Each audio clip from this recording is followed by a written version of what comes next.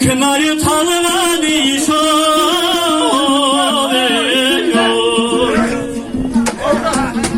olanda asavutayı da yüzürgün basan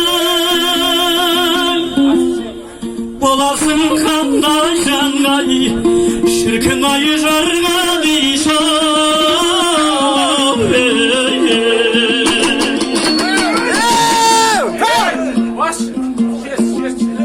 Diyenge balgadıysa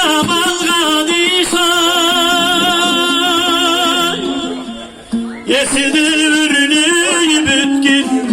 şirkin ayı talgadıysa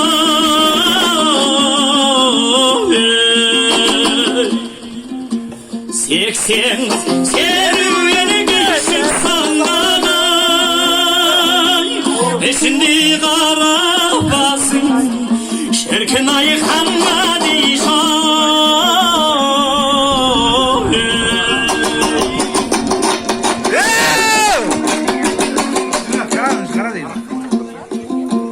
basınlar şolardanın kulağına kekidin gerbisin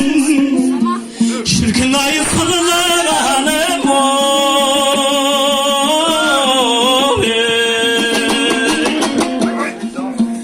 Gitti de dalgadıysa istirgeninde